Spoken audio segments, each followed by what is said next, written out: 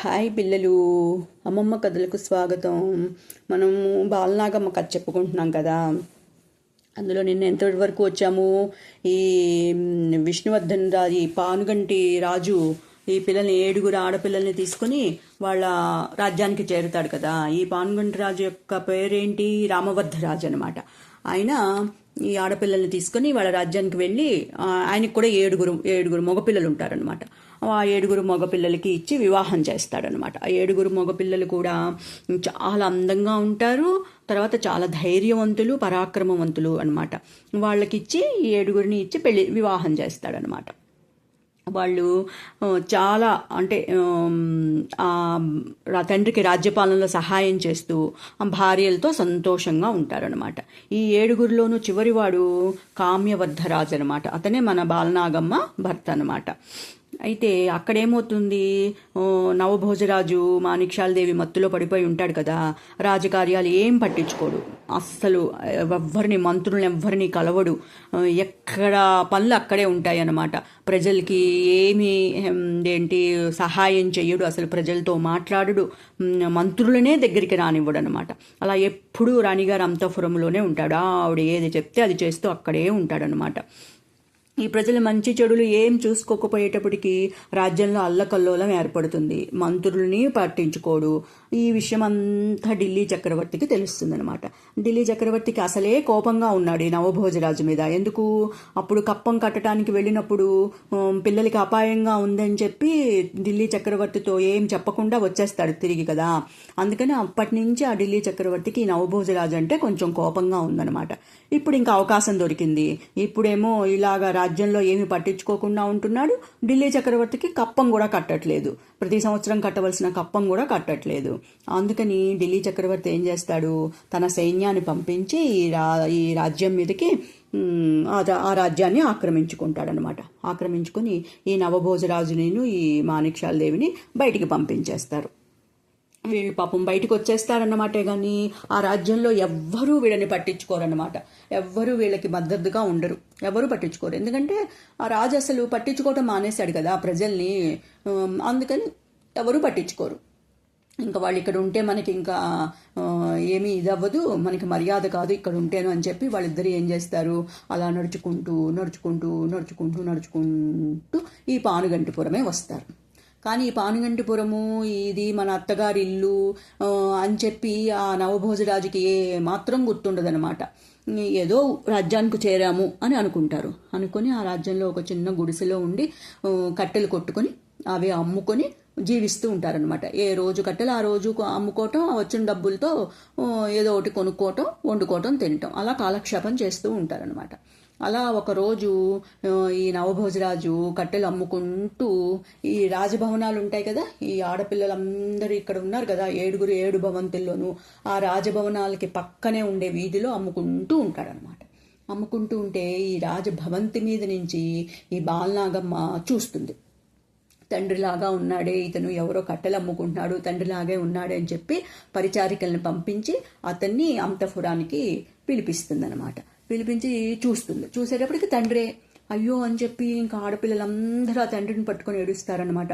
అదేంటి నాన్న ఇలా అయిపోయావు, ఏంటి నువ్వేంటి కట్టెలు అమ్ముకోవటం ఏంటని చాలా బాధపడతారనమాట.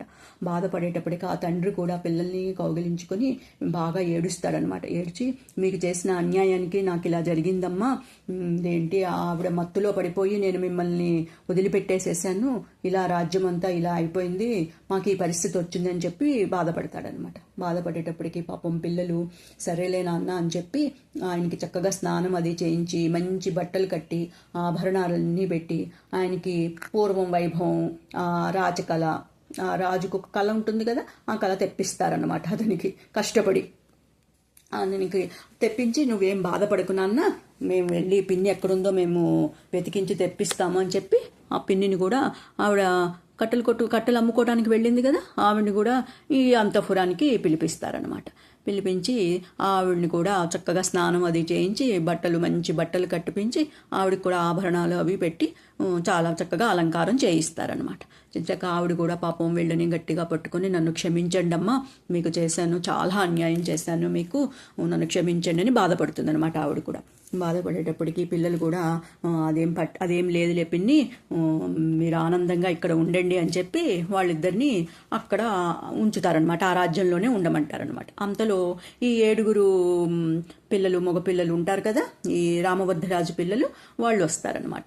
వచ్చి మామగారిని చూసి మామగారికి నమస్కారం చేసి కుశల ప్రశ్నలు అడుగుతారనమాట. వాళ్ళు అడిగేటప్పటికి ఈ రాజుగారు ఏం చేస్తారు, ఈ నవభోజరాజు రామభద్రరాజుని గట్టిగా పట్టుకొని క్షమించమని అడుగుతాడనమాట. నన్ను క్షమించు బావా, చాలా తప్పు చేశాను, పిల్లలెందు కూడా చాలా తప్పులు చేశాను, నన్ను క్షమించమని క్షమాపణ అడుగుతాడనమాట. క్షమాపణ అడిగి వాళ్ళిద్దరూ చక్కగా కూర్చుని జరిగిన విషయాలన్నీ తెలుసుకుంటాడనమాట. ఈ రామభద్రరాజు ఏంటి, ఎలా జరిగింది, రాజ్యం ఎలా పోయింది, ఇవన్నీ తెలుసుకుని మీరు ఇక్కడే ఉండండి, మా రాజ్యంలో ఉండండి, మా అతిథులుగా ఉండండి అని చెప్పి వాళ్ళని అక్కడ ఉండమని కోరుతారనమాట. వాళ్ళు సరే అని వీళ్ళు అదే రాజ్యంలో ఉంటారు.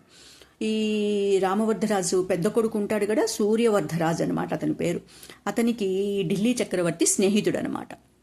అయితే ఒకసారి ఢిల్లీ చక్రవర్తిని కలిసినప్పుడు ఈ సూర్యవర్ధరాజు అడుగుతాడు ఢిల్లీ చక్రవర్తిని, ప్రభు మరి ఏంటి ఇలాగా నవభోజరాజు అనే చక్రపురం రాజు ఉన్నాడు కదా, ఆయనకి కప్పము నేను కట్టేస్తాను, ఆయన ఎంత కట్టాలో అంత కప్పము నేను కట్టేస్తాను, ఇలా మా మామగారు ఆయన రాజ్యాన్ని ఆయనకి ఇప్పించండి అని చెప్పి అడుగుతాడనమాట ఈ సూర్యవర్ధరాజు. అడిగేటప్పటికి చక్రవర్తి స్నేహితుడు అడిగాడు కదా అని చెప్పి, అదే కాకుండా కప్పం కూడా కట్టేస్తానంటున్నారు కదా అని ఆ కప్పం కట్టించేసేసుకుని వాళ్ళ రాజ్యం వాళ్ళకి ఇచ్చేస్తాడనమాట.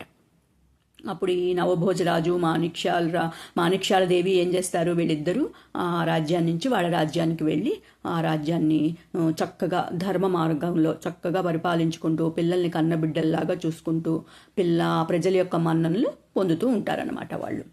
ఇక్కడేమవుతుంది, వీళ్ళు చక్కగా ఈ 7 వాళ్ళ భర్తలతో హాయిగా కాపురం చేసుకుంటూ ఉంటారనమాట. ఈ తండ్రికి వీళ్ళు రాజ్యపాలనలో, ఈ మగపిల్లలు 7 రాజ్యపాలనలో తండ్రికి సహాయం చేస్తూ ఉంటారనమాట. సహాయం చేస్తూ భార్యలతో సంతోషంగా జీవిస్తూ ఉంటారు.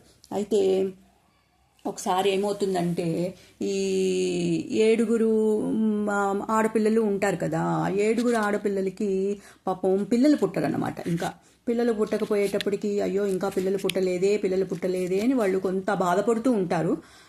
అయితే ఈ 7వ అమ్మాయి ఎవరు, బాలనాగమ్మ అనమాట. ఆ అమ్మాయికి గర్భవతి చిహ్నాలు కనిపిస్తాయి అన్నమాట. కనిపించేటప్పటికి ఆవిడ గర్భవతి అయింది అని చెప్పి తెలుసుకొని చాలా సంబరాలు చేసుకుంటారనమాట వీళ్ళందరూ. 7 అక్క చెల్లెళ్ళు, బావగారులు, వీళ్ళు మామగారు అందరూ మంచిగా సంబరాలు చేసుకుని ఆ రాజ్యంలో ఉన్న ప్రజలందరికీ కూడా బహుమతులు అవి ఉద్యోగులకి వాళ్ళకి బహుమతులన్నీ పంచుతారనమాట.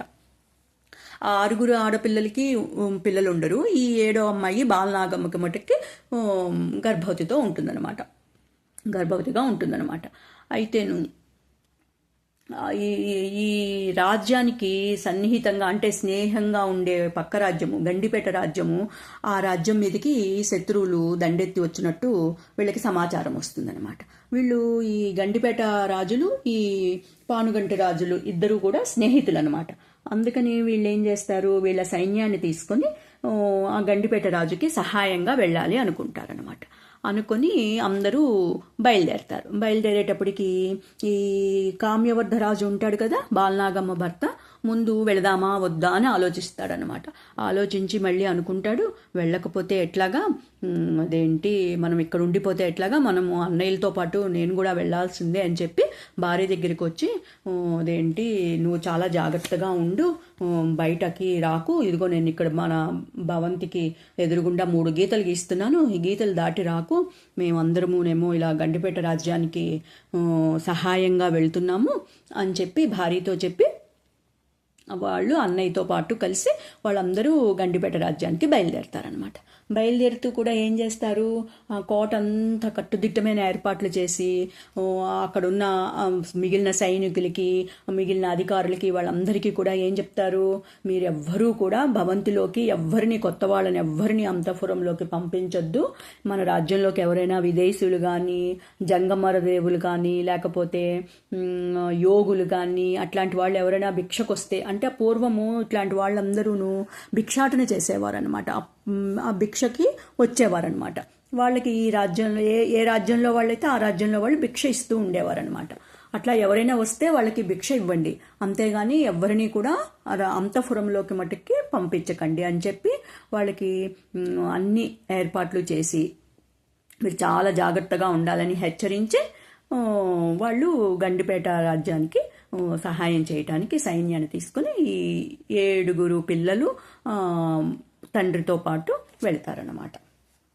ఆ తర్వాత ఏం జరుగుతుంది ఏమిటి అన్నది మనం రేపు తెలుసుకుందాం. సరేనా మరి?